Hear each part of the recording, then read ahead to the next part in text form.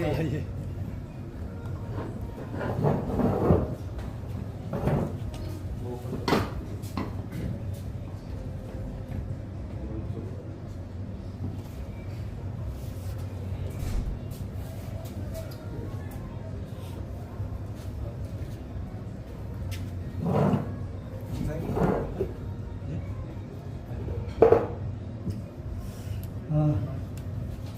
반갑습니다. 이상입니다. 갑자기 특강을 해달라고 요청을 좀 받아서 사실상 특강은 매일 다닙니다. 요새 중대재해처벌법이 이슈네요.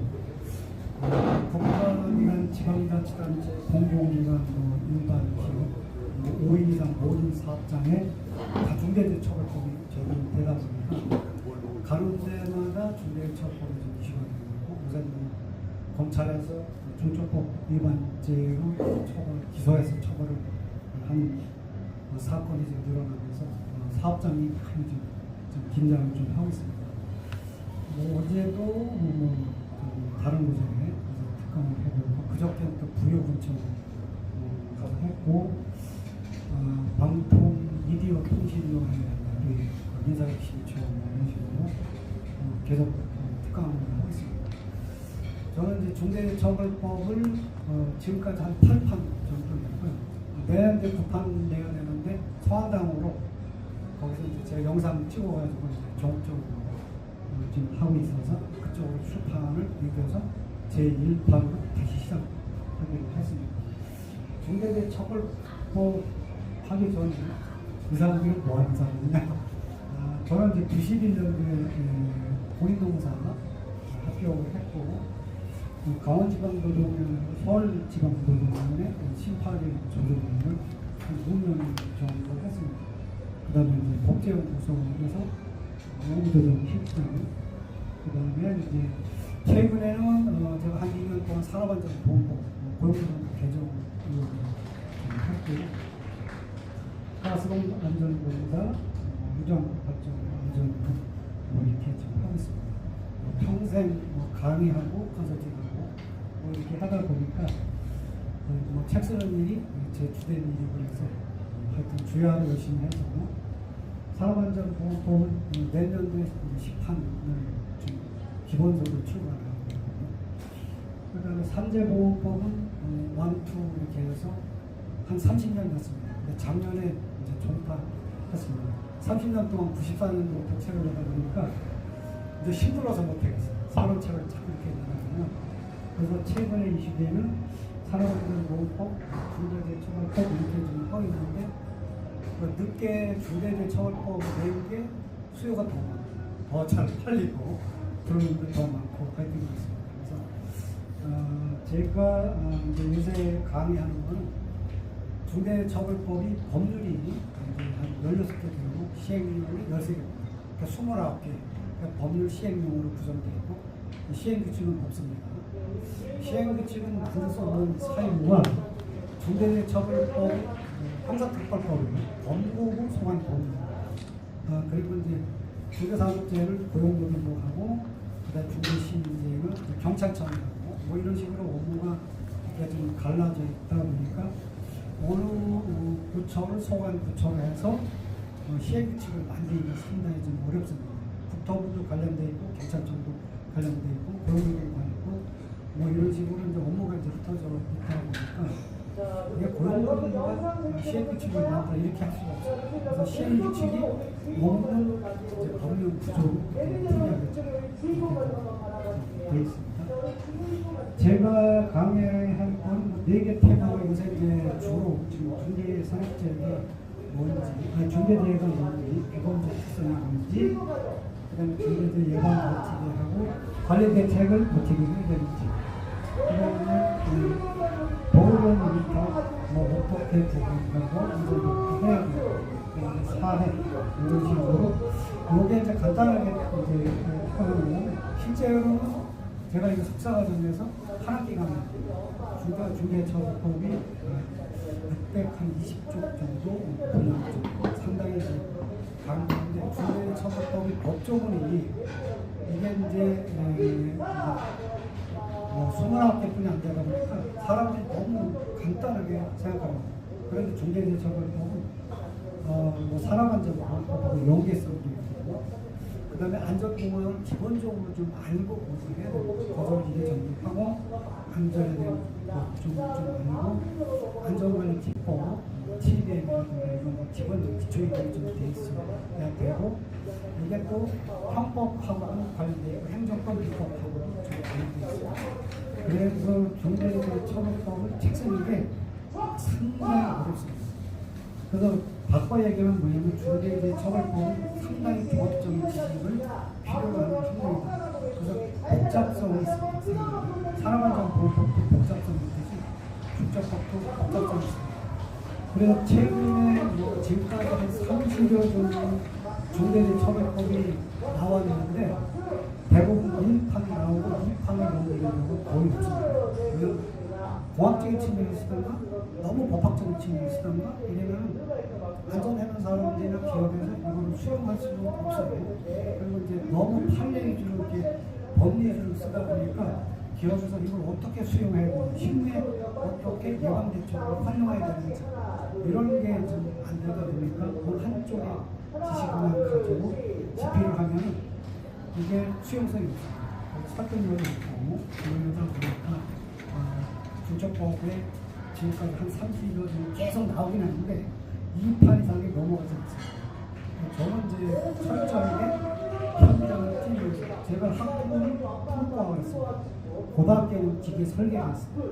그리고 이제 대학원 석박사를 법학으로 하고 그 연구소에서 근무하면서 평생 노동법 용어 집필을 하고 이렇게 하다 보니까 이게 종합적인 사고방식이 생겨서 뭐 이렇게 가능한 거지 한쪽으로만 하면은 상당히 좀 문제가 많다. 그래서 중대재해처벌법에 강의를 하는데 이 체계를 구축하고 그러면 제가 가스공사, 안정형 유연사도 가스공사를 가고 서울발전도 가보고 중동, 남동, 그 다음에 각 공기업도 좀 다니고 이렇게 해서 전공하고 지역난방도 지금 한 3년차 컨설팅을 하고 박사나 제자도 뛰어다니면서 해가지고 체계가 이 국적법에 안 돼 있습니다. 그래서 실제로 사건, 사고가 터지면 대부분 형사 면책이 안 됩니다. 이게 가장 큰 문제죠. 그래서 중대재해처벌법의 기본이 우리나라는 보통 전체 사건 구조상 95%가 중소기업이에요. 그럼 사건 사고 나는 데는 다 중소기업이고 대기업체는 현장에 거의 안 들어갑니다. 대기업체는 거의 관리비고 협력사를 해가지고 관계수님한테 다 하도급 주고 그렇게 하다 보니까 실제로 위험자가 되는 수급인, 관계수급인, 우리 법률 용어로는 수급인, 관계수급인 겁니다. 현장에서는 협력업체 뭐 이런 말을 쓰는데 저는 과제주택에 협력업체라는 용어를 쓰고 법학강의 과제 쓸 때 협력업체 합정 원청 감점 줍니다. 그러니까 법의 용어를 철저하게 써라. 그래서 관계수급인들이 대개 들어갑니다. 이 95%의 중소기업에 근무하는 사람들이 대부분 피해를 입니다. 그래서 보면 83%의 근로자들이 전부 다 중소기업에 근무하고 있습니다. 대기업은 워낙 안전관리자, 보건관리자, 자본력 기준도 다 이거라같이 잘 되어 있으니까 이런 거에 대해서는 크게 문제가 안 나는데 문제는 안전 예방하는 방법은 여러분들이 이런 거잘 아니까 이런 거 설명 생각하겠습니다.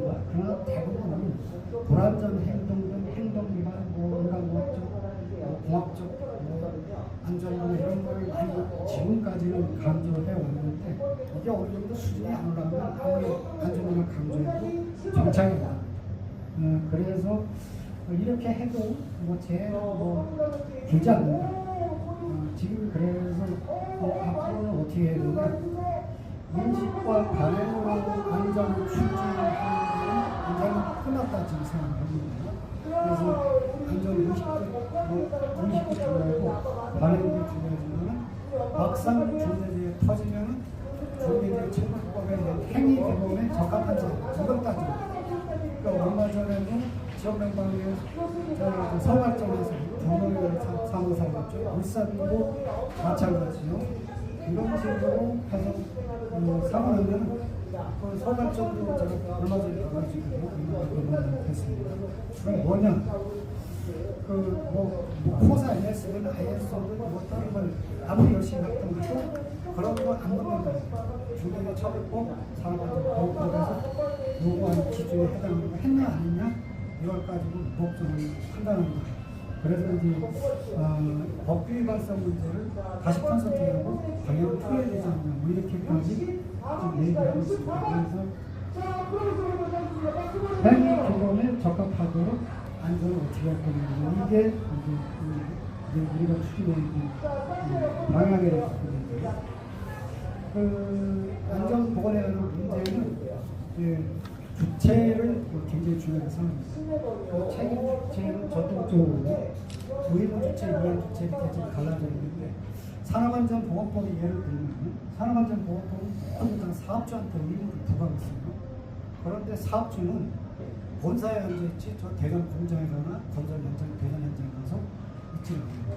그러면 의무는 사업주한테 부과하는데 실질적으로 사고 터지면은 사업주 형사처벌을 하는 게 아니라 안전관리자, 보건관리자, 관리관리자, 안전관리자, 현장 소장, 공장장 이런 사람들이 현장 안전관리를 하는 사람한테 책임을 묻습니다. 그래서 공장장이나 건설현장 소장과 같이 안전보건 관리 책임자가 그다음에 관리감독자는 관리감독이 이게 집행관이 되고 시행 책임이기 때문에 여기다가 산업안전보건법의 형사 책임을 물어요. 그러나 안전관리자, 보건관리자는 스텝이고 지도적으로 하기 때문에 보좌하고 지도적으로 하기 때문에 집행관리가 아닙니다. 이 사람들한테는 산업안전보건법이나 중대재해처벌법의 형사책임 규정이 없습니다.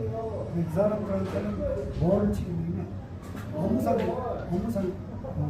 과실 책임 이거를 묻습니다. 형법 298조에서 업무상 주의의무 위반에서 업무상 과실 치상 또는 업무상 과실 치상 이걸 가지고 형사 책임을 묻습니다.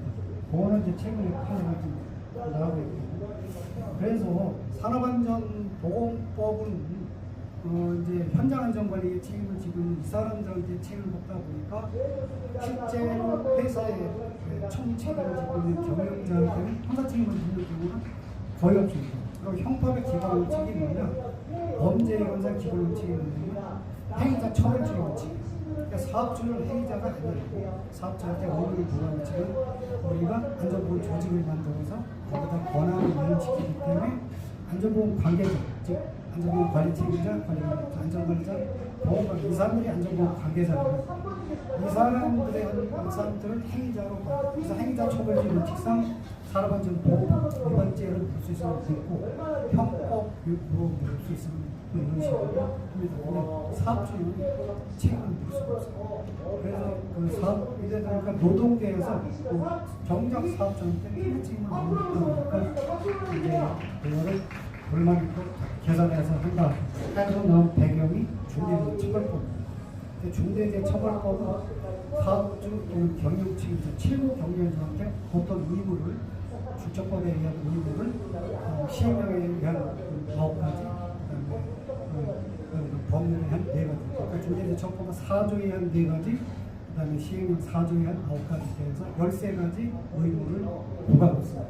그걸 가지고 사업주 또는 경영책임자한테 책임을 묻는다.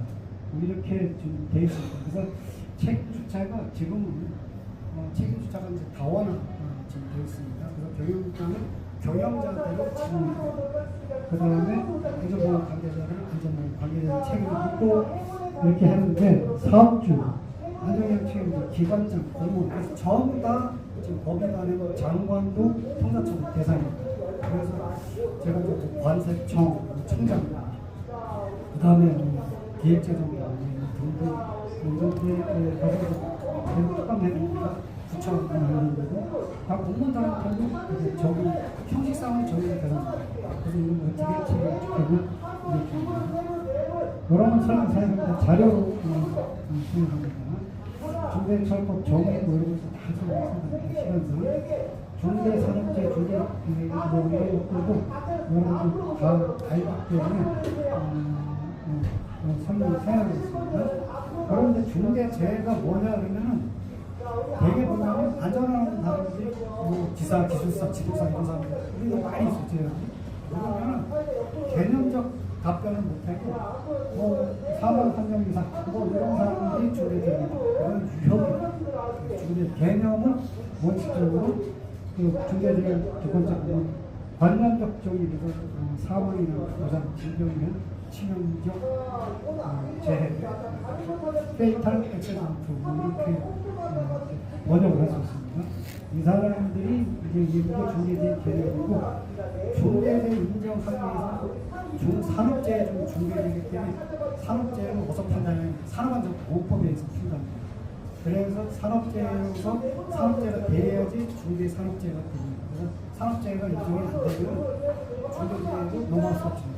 그래서 지금 고용노동부에서 수사를 할 때 1단계가 산업안전보호법 위반죄를 먼저 2차적으로 수사를 하고 산업재해가 되면 2차적으로 그 다음에 중대처벌법 위반죄를 수사를 하는 이런 식으로 1단계, 2단계로 해서 중대처벌법 위반죄를 수사를 하도록 이렇게 되어 있습니다. 판단 기준 이것도 자료로 배치합니다. 동일성 인지 이런 것도 다 설명합니다. 산업안전보호법 준처법 비교해서 보면 뭐 크게 차이는 없습니다.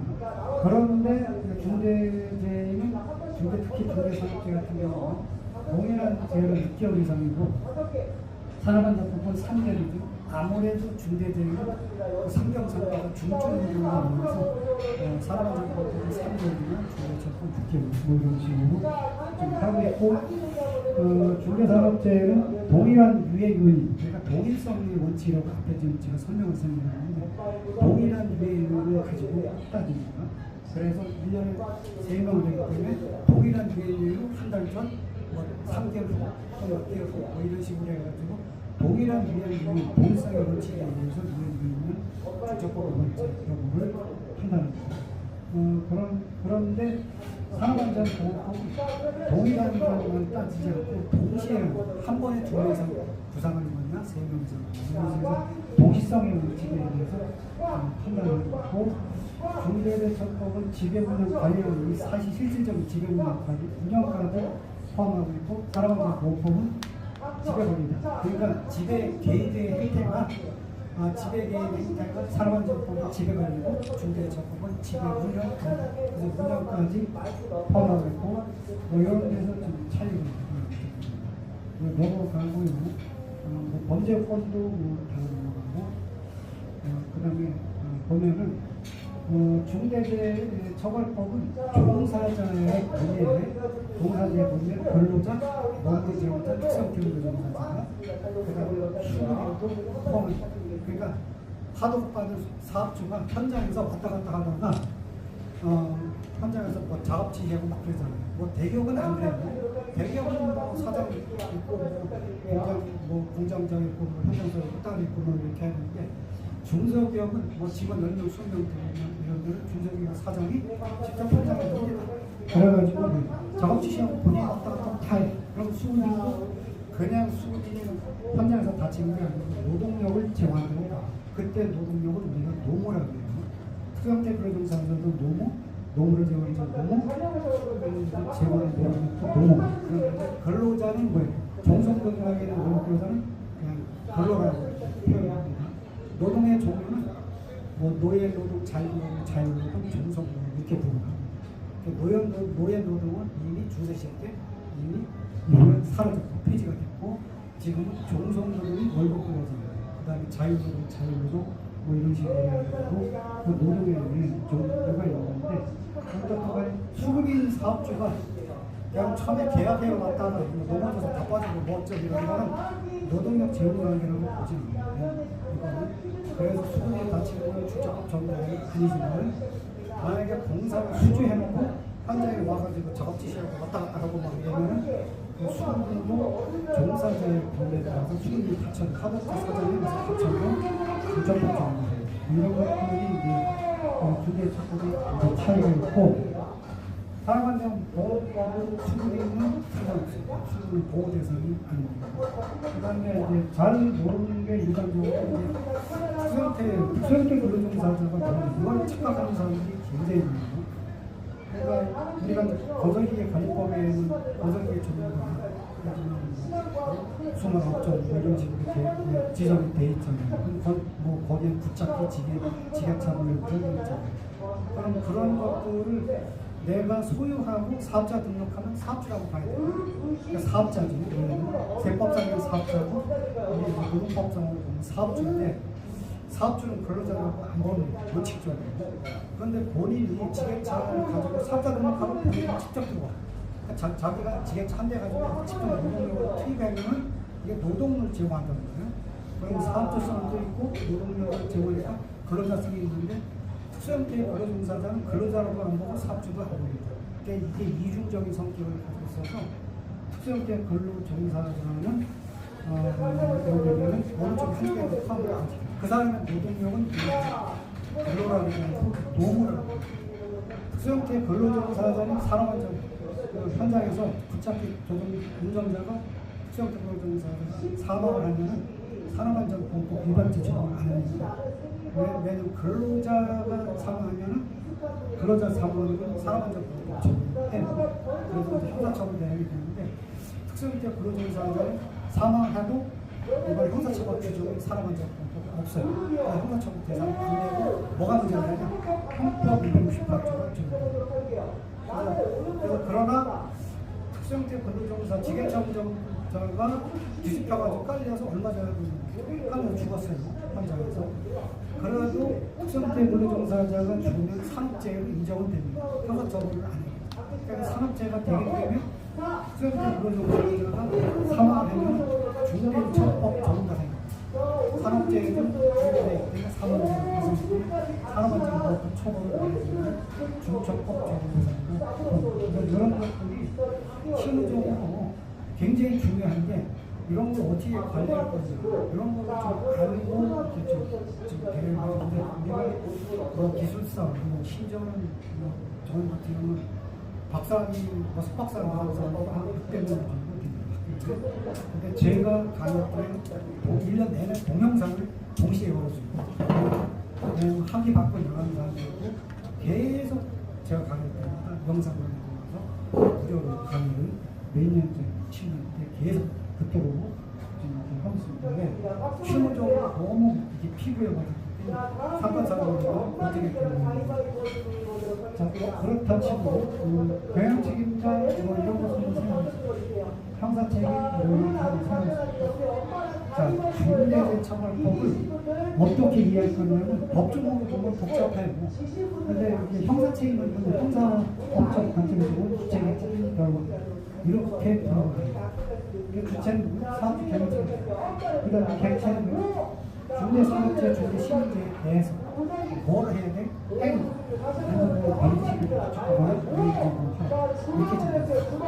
이게 안전보호 확보에는 안전보호 관리책을 구축하고 이행법에는 이게 핵심입니다. 두 가지. 그래서 안전보호 관리책에 뭔가 방지하려고 다 법적으로 나오고 이행법은 뭘 했냐?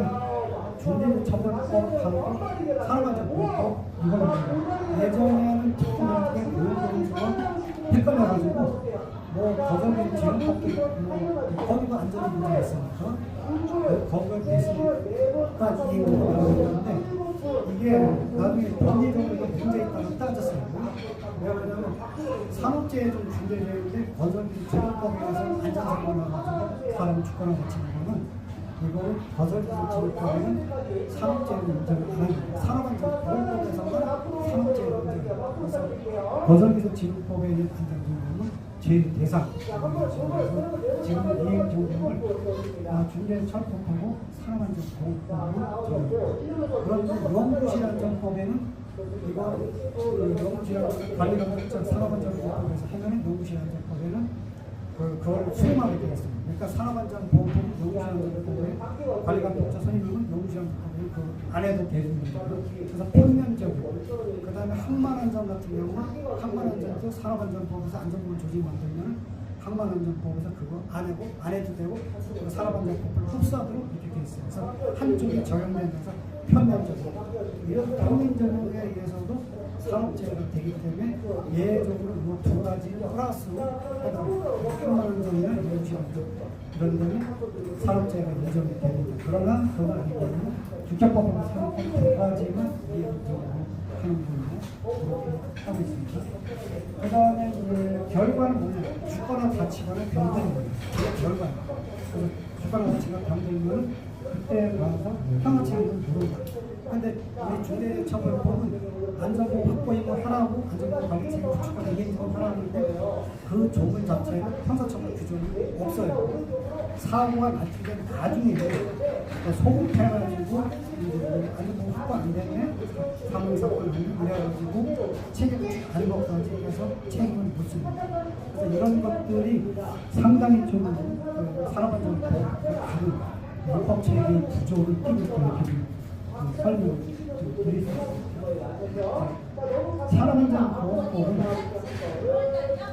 산업안전보건법은 이제 특성이 복잡성, 기술성, 비보험성, 사업적 규제 이렇게 하고 있죠. 그러니까 산업안전보건법은 규율 방법을 기술적인 측면에서 규제합니다.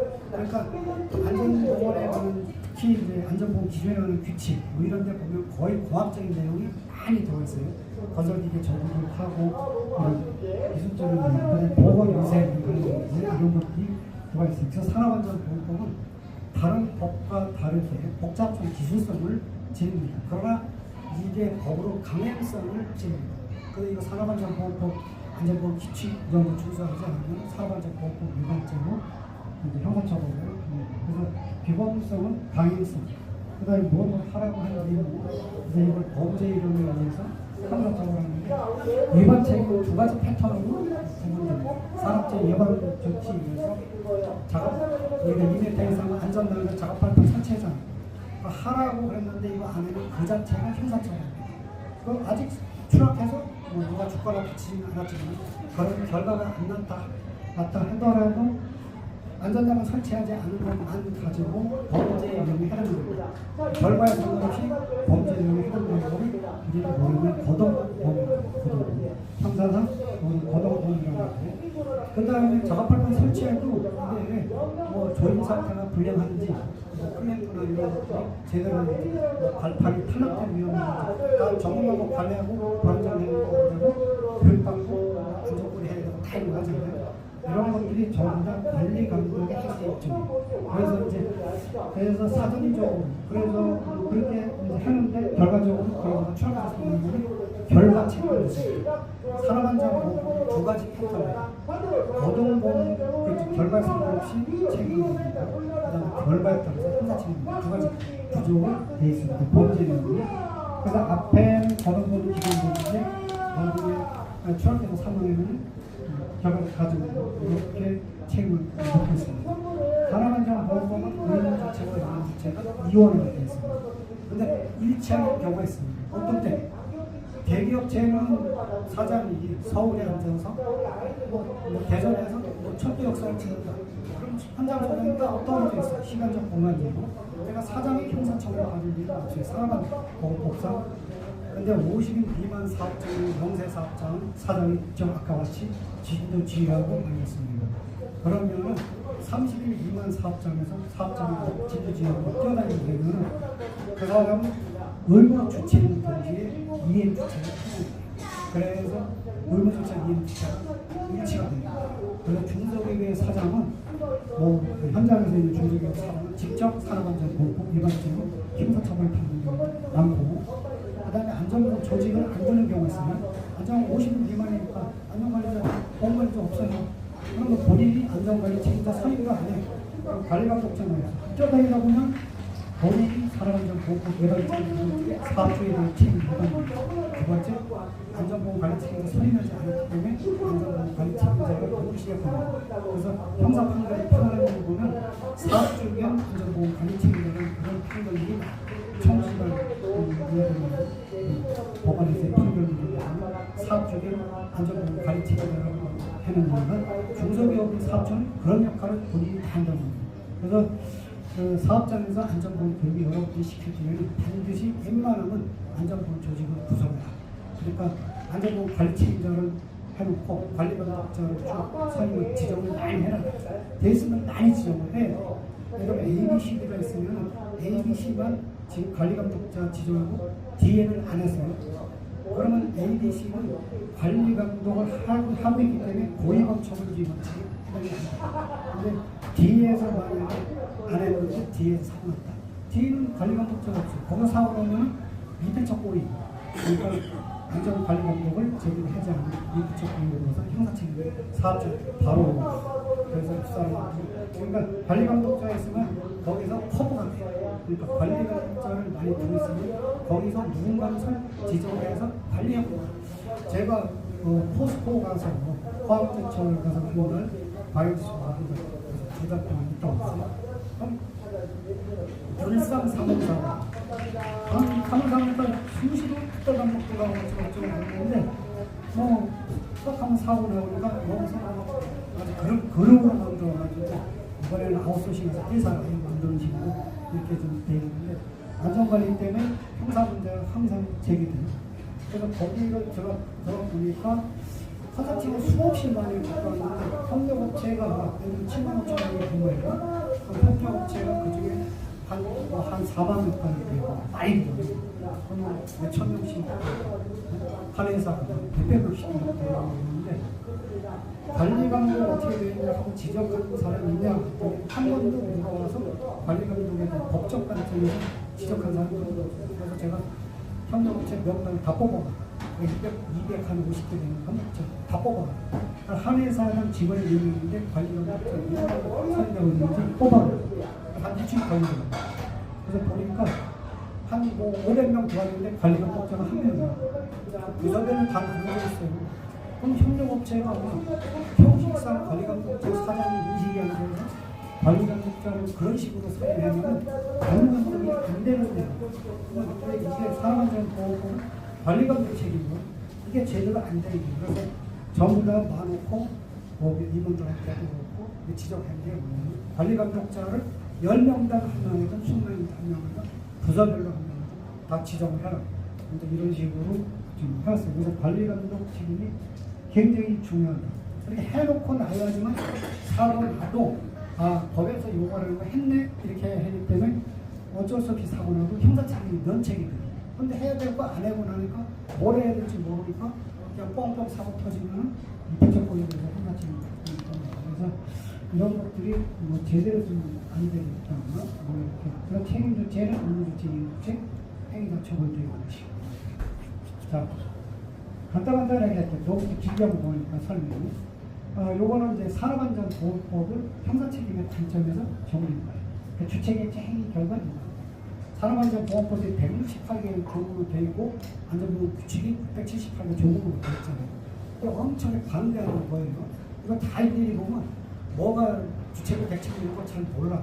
그러니까 제가 주체계획 이제 이건 형사책임은 범죄 이론사 객관적 구성 요건은 주체계획 책임 결과 인과관계 이렇게 판단하고 그 다음에 주관적 구성 요건을 고의 또는 과실 이렇게 판단하고 그렇게 해서 그래서 범죄 이론에 적합하도록 이렇게 이렇게 해서 제가 이제 이런 식으로 이제 대학원에서도 이제 강의를 하고 있습니다.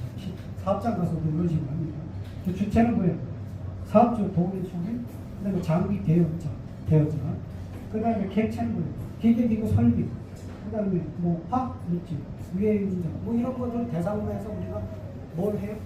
행위, 해야 될 일이 뭐예요? 위험성 평가, 안전물질 보건물질, 안전물질 진단, 안전물질, 작업중지, 안전물질, 검사, 작업물질 직접 성견정 이런 거 등등을 하잖아요. 이게 범죄 이론으로 보면 이게 행위야. 그러니까 주체계획 행위, 그 다음에 결과, 부상진정 상황이 발생하지 않도록 하는 거. 이런 것들과 관련해서 행위와 결과사의 공부하는 딱 이렇게 차단시키면은 이게 형사책임을 면책하는 방법이에요. 그러니까 이런 거를 알아야지 법조만 맨날 봐도 이런 거 형사 형법 이론하고 같이 연계해서 이게 어떻게 우리가 책임을 주고 방어를 해야 되는지 이런 거 모르면은 이렇게 모르면 안 돼요. 그래서 산업안전보호법은 법학적인 관점에서 공학적인 베이스도 필요하지만 기술성 규범성 특히 형법 규범성 이런 것들은 이런 것들은 전반적으로 알고 책임 구축하고 거차지지도 못하고 해야 됩니다. 거의 뭐 과실 그리고 시험관 인턴 생활 고의의 종류 이수적거리도 자료로 대체합니다. 그 다음에 이제 안전보험 관리체계 중재법에서 하죠. 여러분들 규정 뭐 지침서 KPI TV에 많이 내고 그럼 이게 과연 중재법 위반이 만약에 제의가 되면 형사처벌을 받을 수 있을까? 그렇지는 않습니다. 그래서 소리가 아무리 양이 많아도 필요가 없어요. 그러니까 법에 그런 기본적으로 뭐냐면 해야 될 법에서 해야 될 게 1순위. 그 다음에 우리가 안전관리를 위해서 뭐를 해야 될 거냐 이런 거, 뭐 TVM도 해야 되고 작업화도 해야 되고 그러죠. 그래서 이제 그런 것들도 법하고 연계해가지고 이렇게 좀 해야 되는데 이게 제대로 지금 시중에 제대로 전파가 좀 안 되어 있어서 상당히 좀 문제인 것 같아요. 그래서 막상 수사가 이게 제기되면 문제가 있는 거예요. 저는 이제 우리 다음 26년 2월 달부터 제가 산업안전 감독관하고 이제 산업안전 감독관 교육을 좀 합니다. 그래서 산업안전 감독관은 올해 500명 양성을 했습니다. 양성해가지고 사업장에 이제 배치하고 예전과 같이 산업안전 감독관 이런 사업장 나가면 뭐 위반 문제 이런 게 제기되면은 처음에는 총기 입건을 이루어하니까 행정치고 합니다. 그래서 언제까지 시정해서 보고하라 이렇게 하는데 지금부터는 그렇게 안 합니다. 그냥 무조건 적발되면 바로 입건해서 수사국장을 합니다. 그래서 산업안전보호법은 산업안전감독관은 내년에 1000명을 양성해서 합니다. 그래서 고용노동 교육원에서 산업안전감독관 1000명을 교육시킵니다. 순차적으로 매월 교육시켜요. 6개월 이상 트레이닝 시켜서 배치합니다. 그 다음에 안전보건공단에서 이제 실습 건설기계 정비, 뭐 기계가 어떻게 되는지 좀 봐야 될 거 아니에요. 조립도 해, 해체도 하고 안전보건공단 교육원에서 실습을 하고 고용노동 교육원 이제 우리 광주에 경북 광주에서 수사 실무 산업안전부터 직접 평법 총론 강의를 해가지고 교육을 좀 시키고 지금 그 교육 프로그램을 지금 짜고 있습니다. 저도 이제 그 프로그램을 해서 산업안전보호법 위반죄와 주적법 위반죄에 대해서 요거를 법리적으로 좀 교육을 시켜야 됩니다. 그래서 좀 준비를 좀 하고 있습니다. 근데 양이만 더 중요한 게 아니지만 그래서 산업법이나 중적법은 핵심이 뭐냐? 크게 두 가지 기준이에요. 재해예방 조치를 어떻게 해요? 사전적으로 할 거예요. 그 다음에 관리 결과를 예방하기 위해서 관리적으로 어떻게 할 거예요? 관리감 조치 이게 중요해요. 안전보건 조직이 굉장히 중요합니다. 근데 왜 조직이 중요한지는 몰라요. 하라고만 해야지 왜 조직이 뭐고 법적 효과가 어떤 건지 이런 거를 잘 좀 몰라서 상당히 좀 문제입니다. 산업안전보건법은 예방조치 안 하면 아까 얘기했죠. 안전장구 설치 안 하고 결과사고 없이 예방조치하면 형사처벌 대상이에요. 그러나 사고 만약에 터져서 결과가 나면 관리감독자한테 형사책임을 져요. 현장 저장 관리감독자 뭐 했냐 뭐 이런 거죠. 그 다음에 아까 얘기한 형법에 의해서도 음성주의 그러니까 안전관리자, 보건관리자는 산업안전보건법에 의한 형사처벌 규정이 없어도 자기 업무가 뭐라고 주어져 있잖아요. 업무를 태만하면 형법상 음성주의 위반 또는 중과실 위반 그래가지고 그 형법 268조에서 5년 이하의 금고 또는 2천만 원 벌금 그런 식으로 형사처벌을 예방조치 관리감독책에 자료를 냈습니다.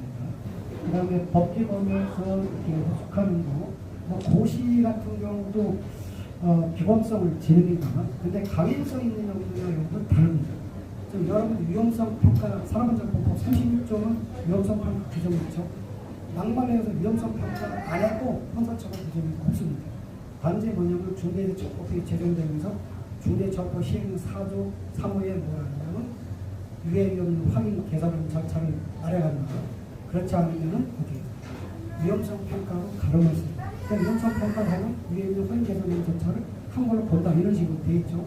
그래서 위험성 평가가 이제 경영 책임자한테는 실질적으로 사업자한테는 지금은 형사처벌 규정으로 적용돼요. 그러나 현장에 안전관리하는 사람은 위험성 평가 안 해도 막말로 안 해도 형사처벌 규정이 없어요. 이게 상당히 문제가 많다. 그래서 이제 작년, 재작년 산업안전법 개정을 하면서 뭐 위험성 평가 강제화자 그래서 저는 원래는 형사처벌하는 거를 반대했습니다. 반대했는데 고용노동부는 형사처벌하는 거를 원합니다. 그래서 이제 근데 위험성 평가는 뭐 영국, 프랑스, 독일 다 뭐야 형사처벌 규정을 다 정했어요. 일본하고 우리나라는 형사처벌 규정이 없어요. 우리나라 36조가 국가법을 벤치마킹해서 이제 도입하다 보니까 형사처벌 규정이 있는데 위험성 평가를 이제 10년이 넘도록 시행을 해도 실제로 이제 잘 정착이 안 되고, 그 다음에 위험성 평가는 잘해도 상당한 제약을 하는데 도움이 되겠다. 굉장히 유용한 수단이지만은 위험성 평가에 대해서 이게 강행성이 없다 보니까 이게 제대로 정착이 안 된다. 그래서 이번에 국회에 넘겨서 이거는 처벌 규정을 하는 걸로 추진이 지금 되고 있습니다. 그래서 위험성 평가 36조의 형사처벌 규정이 들면은 지금 고시 규정을 거의 폐지를 할지 몰라요. 산업안전법 36조에는 법률만 있고 시행령 시행규칙에 명시 규정이 없어요. 바로 고시를 내렸어요. 그래서 사업자 위험성 평가 지침이라는 고시 규정이 있는데 36조가 처벌 규정이 없어요. 그럼 고시 규정도 처벌 규정이 없는 거예요. 그러니까 부모가 별볼이 없으면 자식도 별볼이 없는 거예요. 시켜주면. 그러니까 족보상. 그래서 산업안전보호법에서 형사처벌 규정을 넣으면 그 밑에 전부 다 형사적 끈을 가져요. 그래서 구속 규정이나 고시 지침은 없는 이런 게 설사 있다 하더라도 모법이 어떤 성격을 지니고 있는지에 따라서 법적 기준이 달라집니다. 36조의 형사처벌 규정이 들어가면 어떤 경우가 있나? 안전보험 관리 책임자 관리니까 형사처벌 대상입니다. 그 다음에 안전관리자 보험관리자가 형사처벌 대상입니다. 근데 산업안전보호법에는 안전관리자 보험관리자 형사처벌이 없는데 안전관리자가 위험성 계획 수립하잖아요. 뭐 그렇잖아요. 참관하잖아요. 그러니까 위험성 평가에 들으면 안전관리자 보험관리자 관리자업자 안전보험사 다뭐 형사처벌 규정이에요. 그래서 이게 11월 27일 날 국회에서 통과되려고 해서 좀 유예가 됐어요. 넘어갔어요. 그래서 일단 22일 국회에 다시 상정이 됩니다. 그래서 제가 공개원에 그다음에 좋은 특강을 했는데 위험성 평가를 엄청 강조합니다. 위험성 평가가 입법이 강제화될 가능성이 있으니까 위험성 평가가 도입되면 최대 못하는 해야된다. 이렇게 설명을 드리고 있습니다. 그래서 나머지는 뭐 그런 것에 따라서 설명을 드리겠습니다.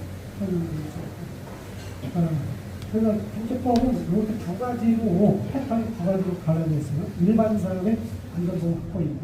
그 다음에 보험 위탁시 안전보험 확보 이렇게 되어 있는데 자기 회사의 안전보험 확보는 그냥 어디서 이렇게 만들어요. 근데 진짜 손 안 되는 건 뭐냐? 보험의 위탁의 경우에 이거 방치 수준. 그래서 제가 SPC 삼립제과 재판 여기 국정법 3원 사건 났으니까 조사를 해갔어요. 제가 공단에 실대 만질 지금 상담하기 때문에 들어가가지고 6년 동안 조사했어요. 거기서는 제가 법제단장을 파트를 공단에서 맡고 있습니다. 그래서 법위반 사건은 제가 담당해요. 그런데 가보니까 거기 정수처리장, 폐기장 뭐 이런 데 있는데 거기는 뭐 안전보험 확보 이런 거 안 돼. 감시도 안 해. 그래서 이런 거 위반죄 추가 위반이라고 적발해가지고 제가 이제 보고서 써서 고용노동부 정부는 그때 청문회에 올라왔더니 이게 자료로 장관한테 보고서 청문회에 올라가고 뭐 이런 식으로 지금 지금 잘 안 되고 있는 게 도움 위탁에 안전보험 확보 어떻게 해야 되느냐. 남의 회사 가서 내가 뭘 해야 되느냐. 이래서 이제 거의 방치 수준입니다. 그리고 이런 것들이 이제 상당히 주의를 좀 해야 될 필요입니다.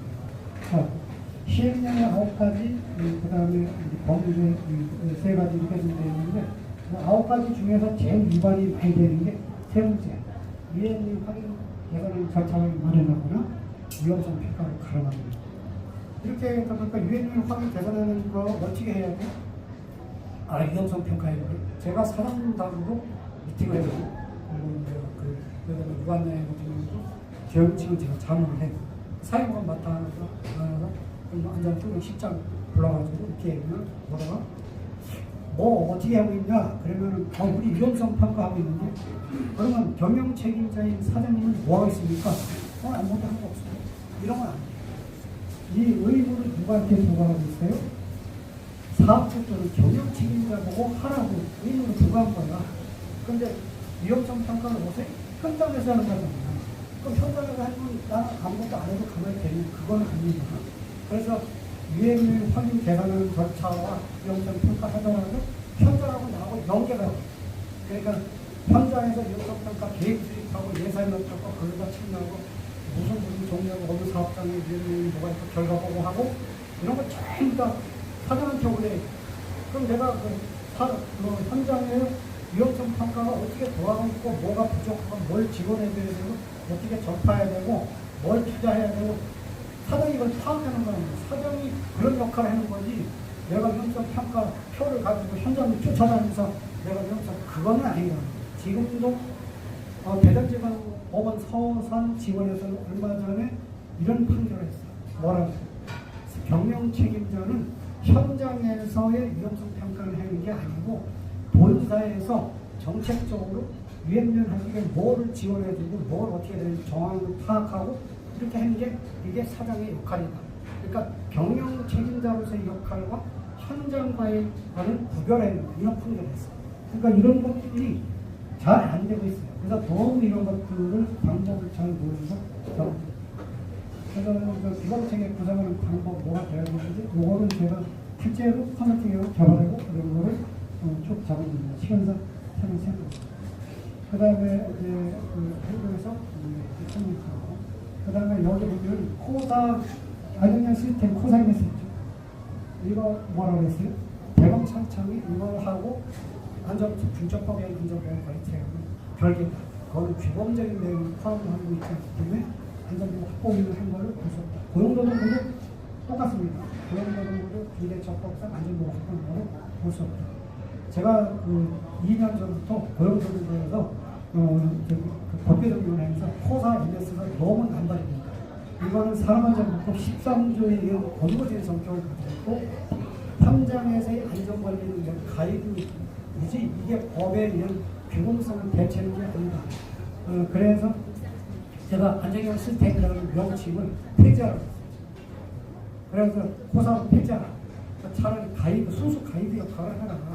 이게 바깥에 다니면서 이게 컨설팅한다고 뻥 치면서 우리 정빈 교수님도 되게 싫어해요. 사기치면서 뻥 치어가면서 말에 컨설팅 한다. 저도 잘하는 교수님이고. 그래서 뭐 어디 가서 얘기하면 비판을 많이 해요. 학적인 양심이에요. 그러니까 뭐 그걸 가지고 코사 MS로 하면 뭐 중첩법 다 되는 겁니다. 천만에 맞습니다. 법에서 인정 안 합니다. 안전관리하는 측면에서 강화하는 측면에서는 필요할지 몰라도 그 법에 의한 규범성을 가지고 있습니다. 그래서 이게 왜 안 되는지 좀 이렇게 드리겠습니다.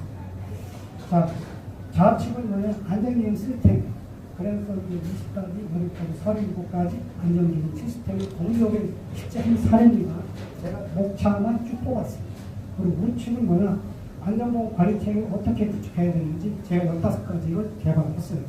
그래서 이거를 중소기업이나 이런 데 접하고 하고 있습니다. 형법, 사람법 주착학 다 무역적인 고려해서 이렇게 15가지 해가지고 대비했어요. 직접 다 대비해가지고 이거를 교육시키고 현장에 공개하고 있는데 접합시키고 있습니다.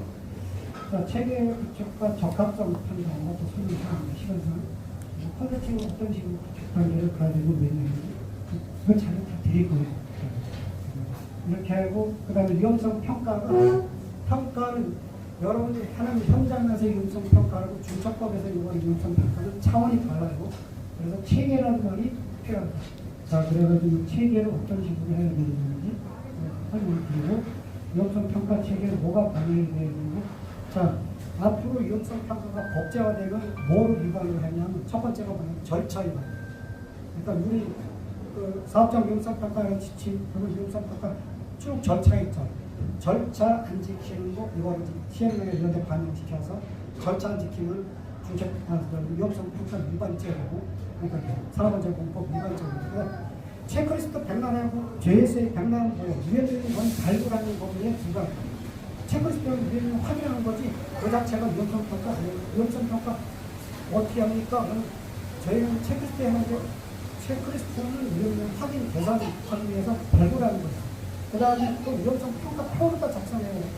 그래서 뭐 근로자 참여해야 돼요. 근로자 참여 안 하면 위험성 평가 위반이 되거든요. 그 다음에 등성하고 빼먹으면 누락시키면 위험성 평가 안 할 걸로. 그래서 뭐 절차시키는 거, 그 다음에 빠짐없이 이렇게 누락시키지 않고 하는 거, 그 다음에 뭐야? 근로자 참여시키는 거. 이런 것들 세 개는 법리가서 판단할 그게 저는 그런 것들이 굉장히 중요합니다.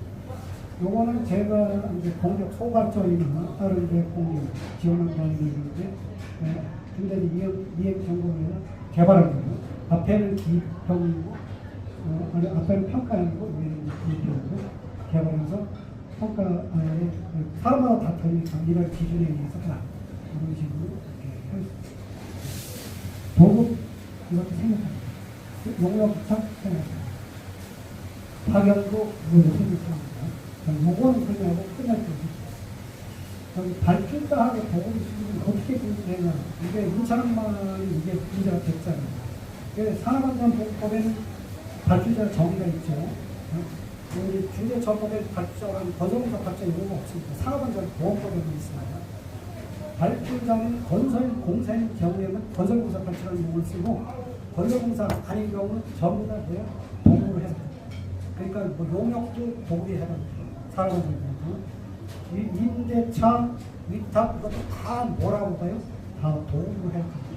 그러나 중대재해처벌법은 도급, 용역, 위탁 등 안전보건 확보이고, 이게 주처법 5조에 명시되어 있습니다. 그 부분을 해야 돼요. 그러니까 그건 다르지만은, 산업안전보건법은 통틀어가지고 도급을 해야 됩니다.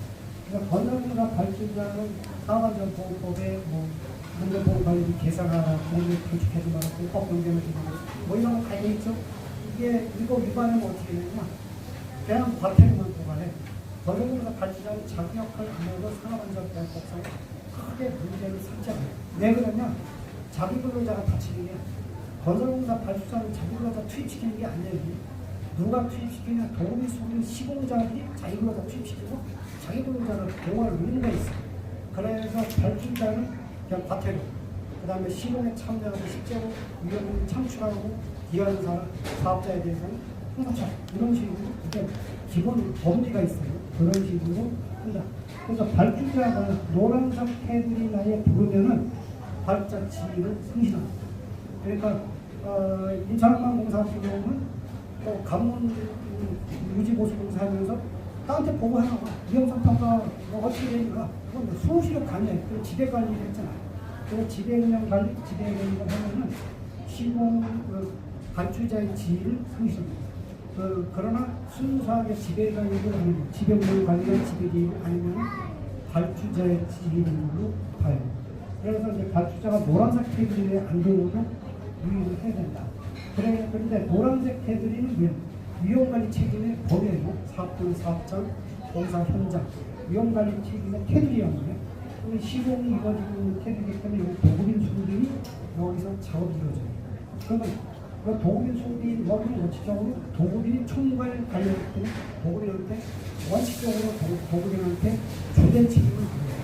수급인도 물론 들어와서 하지만은 수급인은 협력업체, 관계 수급인을 이렇게 들어와서 이기 때문에 자기 근로자에 대한 보호이고, 도급인은 뭐예요? 도급인은 자기 근로자 플러스 수급인까지 보호해야 될 의무가 있어요. 수급인 근로자까지. 그러니까 도급인의 책임은 강화하는 거죠. 이미 산업안전보건법의 기본 핵심은 뭐냐? 도급인의 책임을 강화하는 거죠. 그러니까 도급인이 전체 사업의 총으로 이렇게 자금력이 있습니다. 도급인이 하도를 주기 때문에 일거리 중에서 위험 작업을 창출 증대시킨다. 그러니까 도급인이 그런 거를 일거리를 주면서도 예방 관리 책임을 총괄 관리하도록 이렇게 도가하게 산업안전보건법의 입법 책임 구조다. 실무인도 이 안에 들어있으면 노란색 탭에 있으면 책임을 져야 되겠다. 그런데 바깥에 나가 있는 하도 수급인 이런 사람한테는 책임질 이유가 없어요. 그러니까 자재 화물용 차량이 자재를 공급하기 위해서 노란색 테두리에 들어오면 뭐예요? 내 위험관리하는 테두리나에 들어왔기 때문에 도급인이 책임을 져야 돼요. 그런데 노란색 공사 현장 또는 공장 내부에 이게 도주자면 도로상에 사고 나는 거는 뭐예요? 이거 도급인이 책임질 이유가 없죠. 그래서 이 노란색 테두리는 도급인이 지배 관리하고 있는 위험성의 범위에 있다는 거예요. 기계기도 설비도 바깥에 있다가 수급인이 올라가서 기계기도 붙잡고 동원하고 뭐 공사 현장을 그러면은 도급인이 책임이에요. 그러니까 이런 것들은 도구리는 자기 플러스 협의에 대해서도 위험관리 책임입니다. 이런 것들이 굉장히 중요해요. 도구리, 수급인 1차 수급인, 2차 수급인, 3차 수급인 간에 어디는 계약관계예요. 1차 수급인과 2차 수급인은 계약관계예요. 그런데 2차 수급인이 사고가 나면 도구리는 관계는 법률 관계가 없어요. 이거 사실 관계라고 해요. 중부발전에서 예를 들면 스크류를 우리 관수시, 폐기하기에서 관수시키라고 중부발전을 했는데 그 수리를 받아가지고 화물을 사야다가 그걸 넘겨줬다. 그런데 스크류가 3단을 쌓다가 블록으로 사망했어요. 중부발전이 후원책임을 져야 되는 거예요. 그래서 재판 중에 있는데 자기 사업자를 이루는 거기 때문에 중부발전이 후원책임을 져야 되는데 거기서 살아납니다. 자, 여기까지 하고 이거 공동사업장, 기성사업장, 이거 설명 너무 길어지네. 그죠? 그래. 이제 공동사업장은 도구리수비 같이 일하는 게 공동사업장. 우리 건설회장 가보면 도구리수비 협력업체 같이 다 일하잖아요. 제조공장 들어가면 협력업체 다 들어있어. 이게 공동사업장. 그런데 공장 바깥에 또는 건설회장 바깥에 이런 것도 있어요. 우리가 이 시내 가다 보면 건축을 딱 잘 1층 짓게 할 필요 없어.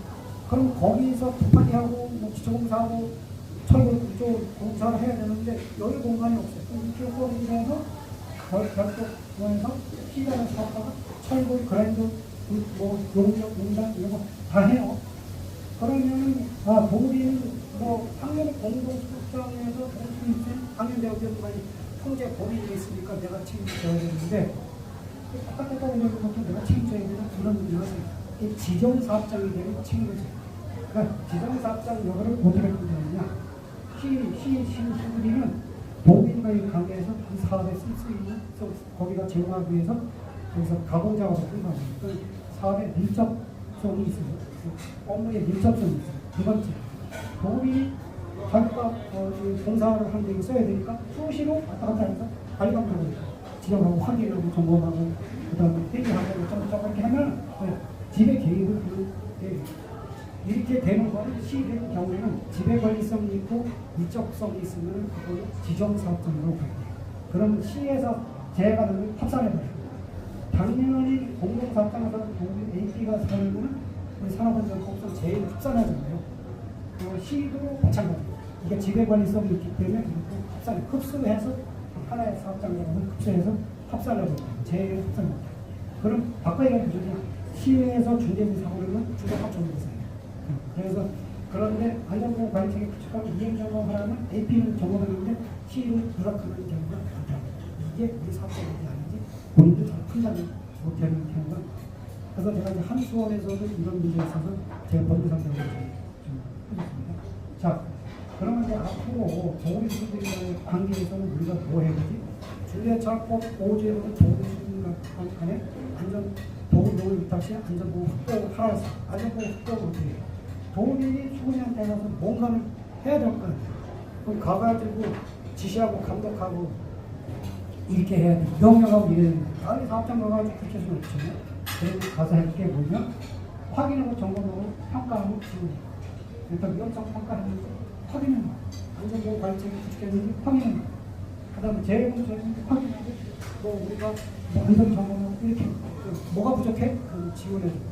이렇게 하는 거지 지시나 감독 이런 게 있으면 안 돼. 만약에 지시나 감독이 있으면 어떻게 돼? 종속관계라고 해요. 민법이나 다른 법률에 있어서는 사인 종속관계로 가가지고 인간의 관계에서는 수급위에서 재해발생을 하면 도구리한테 책임, 서울대한 책임도 묻게 되고 형사 책임도 묻게 됩니다. 그래서 이런 거는 뭐 개인을 어떤 방법으로 할 거니까 법에서 허용하는 게 있습니다. 그래서 우리는 자유주의한테라고 뭐하라고 했어요? 확인 정보, 평가력. 노동부도 이런 쪽으로 보내자고 했습니다.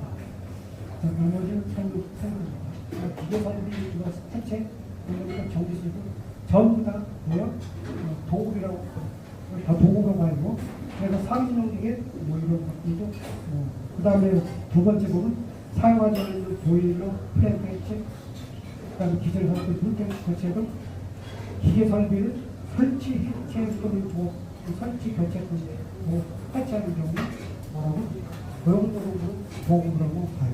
그럼 정서발전, 물산, 울산 발전소에서 넘어가 있었어요. 취약하자고 넘어갔어요.